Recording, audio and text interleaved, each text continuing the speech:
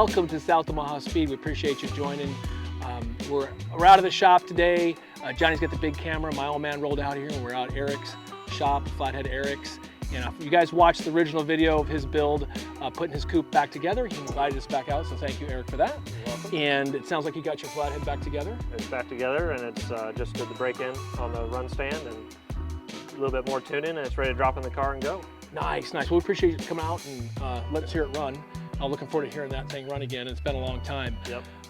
Just tell me a little bit about what you did to get to this point. I know you had some problems before, it was leaking a little water. Yeah, the cliche of a flathead is having some overheating issues, but really it never had, first about 18,000 miles on it on the original build.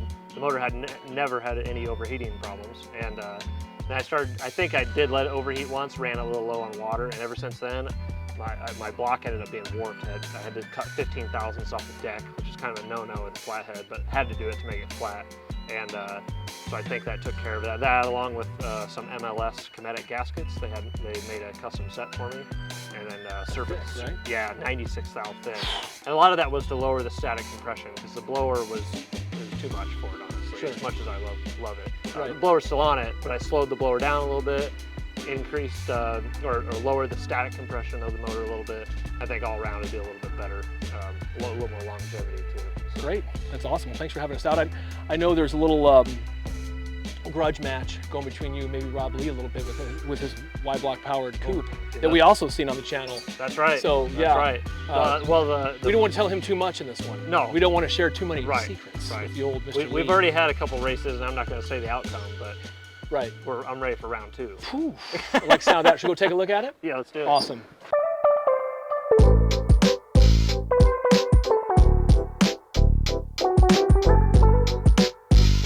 Also, we got the old man came along. I think we're eating, which sounds like we're gonna maybe go get some bean. So he came along. I'm talking hot rods, of course. We got our buddy Big Nick here, big man, and then we got Big Tim, who's always around as well. So let's go check it out. Let's do it. So yeah, this is the flathead for the Model A Coupe that I've been building for rebuilding for the last 3 years. And this was the original motor that was in it. I was having some overheating issues with it, the cliche flathead deal, but a lot of it has to do with the blower and some of the boost problems. I was over boosting problems and stuff like that. So I think I got all them problems solved.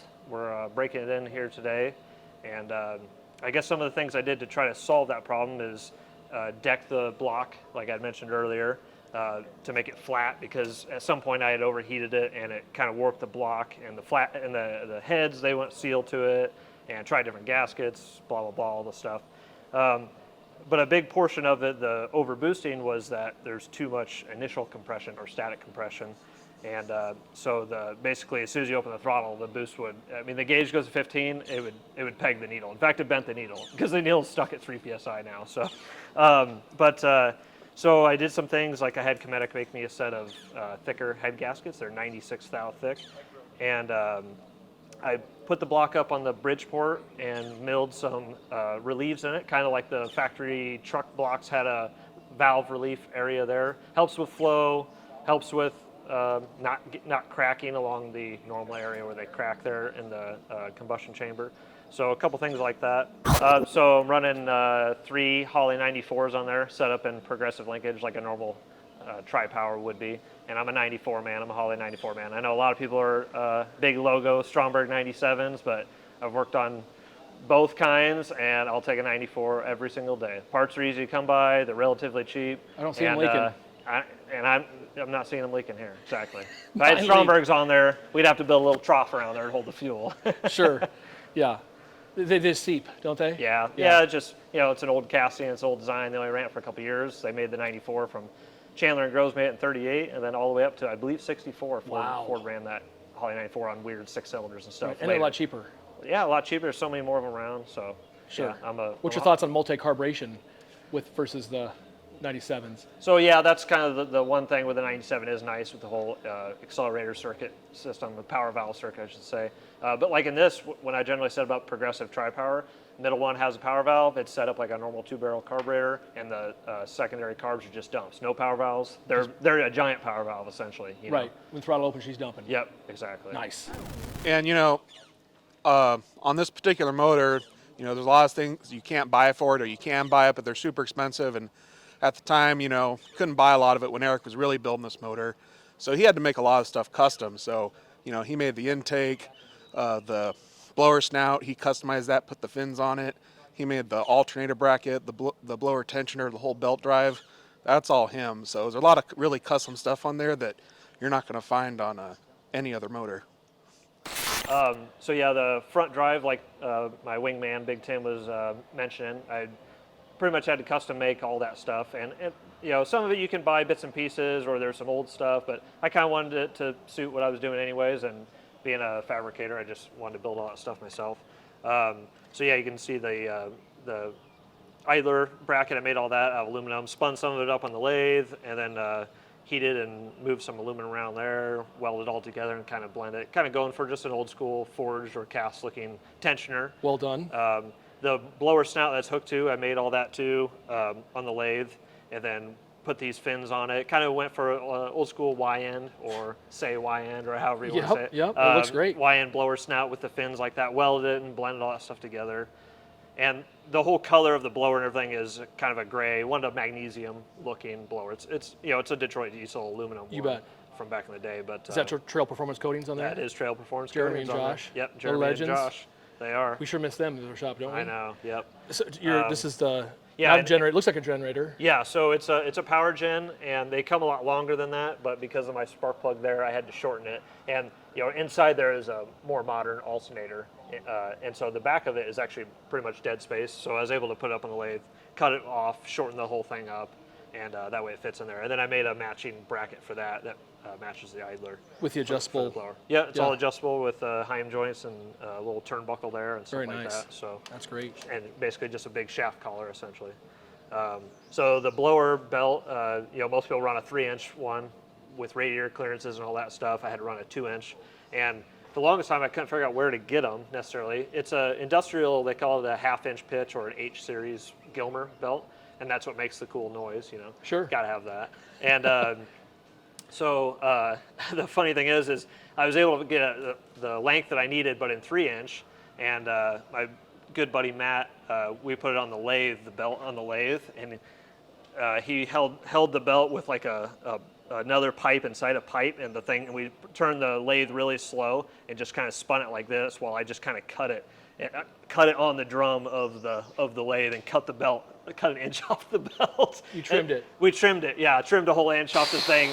And to this day, he's like, how did you talk me into doing that? You know, he's holding onto the belt Right. of the lathe. I could Right. have just, you know, flung him Right. into the thing or whatever. Sure, took his And teeth out. yeah, the best part is pretty much the next day, I was digging through McMaster-Carr, and turns out they sell a 2-inch wide Gilmer belt in the length that I needed. Didn't even need to do all that. But you wouldn't have the story. Exactly, right. Right. It So was- the it was blower, good. yeah, the blower belt whine you hear, that's the air getting trapped. Is that what's That's happening what there? I've always heard. Yeah, Okay. is that the air being trapped because a the cogs. Gilmer, I think, is a lot louder of a whine than the rounded metric style. Gotcha. So, Because the at square least that's- corners and the air gets caught. I think so. Okay. Yeah, that's what I've always heard. So, Right. It sounds great. Yeah. Yeah. Whatever it's doing, keep right, doing it. You know Right. what I mean? Exactly. I got this pretty bitchin' coil on here. It's a Blue Streak air-cooled super coil Blue Streak, and originally it was 6-volt, and I'm running a 12-volt system. So I actually gutted the original coil that was inside there and slipped a Pertronics blaster coil, or maybe a Mallory blaster coil. That's what it is down inside there. So that was kind of a cool, Yeah, cool that is thing with that awesome. old tag on there and stuff. Yeah, very cool. What about your headers here? Did you make these too? Yeah, I made the headers. They kind of came as a Is that the Speedway kit? no, it came off another car. Actually, I bought them used, and then I had to pretty much rechange the Sure. angles and everything, you know, to Right. fit around the cowl. They were on a 32 pickup. Were these already finished, the mounts and everything here? They were kind of just poorly finished. Right, I understood. blended them all together and Nice, stuff. it looks great. And then I made a set of baffles that go inside there to quiet up for, you know, a 1,000-mile road trip. It's Sure. not a horrible drone. Right. So, but I can knock them out. You like bet. at the hill climb, I took them out. You know. Of course. Sounds pretty nasty. Yeah. Like that. Very so. nice. Very nice. And the engine stand itself, I mean, it looks like something you made possibly? Or Yeah, you- yeah, I made the engine stand. Just because I do a lot of flatheads and stuff, it made sense to. I had one kind of specifically that I built just for flatheads, but then of course I do other motors too. So I made this so it's all adjustable in all different ways. And this is version 2. Version 1 had bolts coming out the side here, and they were shin gashers. You walk around it, catch right. your shin. Oh, yeah. So now they're on the bottom. So Nice. that was so I made a couple Change. different upgrades on this one, a couple different changes, revisions, I guess. Nice. And yeah, just the biggest aluminum radiator I could find, and then I welded 4 necks on it, and then I made little caps, so when I run, I can flip-flop passenger, driver side, inlet, outlet, whatever, and of course flathead, you can hook up all 4. Nice. So yeah, it worked out Very pretty cool. slick. Well done, man. Got, Even the stand's amazing. You know what I mean? Yeah, well thank you very much, yeah.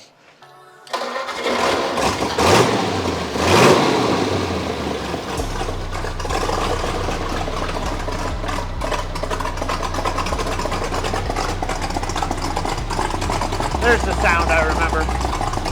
There's the sound I remember.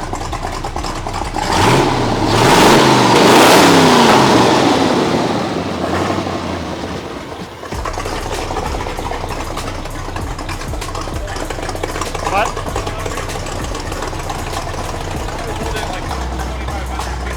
Yeah. Yeah, it does. At idle, they're never really accurate.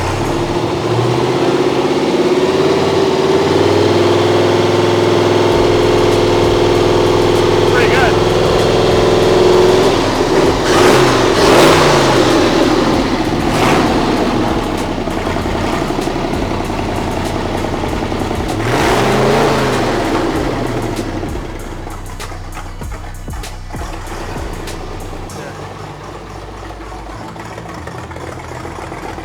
I got it, Timmy.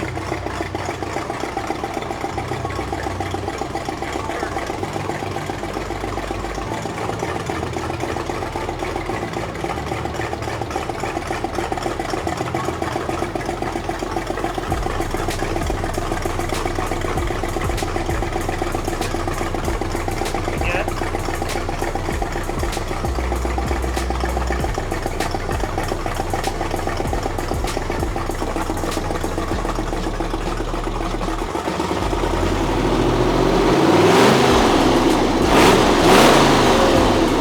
Right there.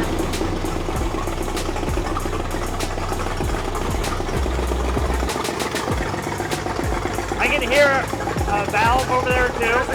Thank you.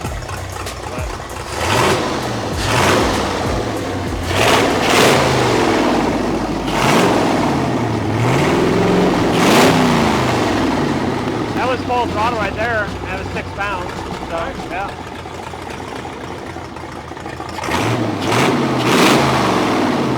Upwards 7.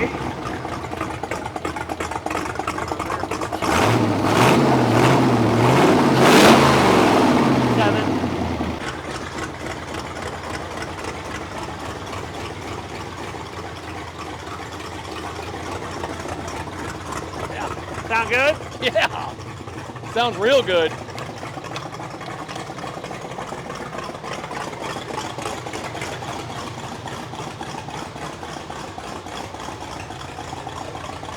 See my phone? Oh.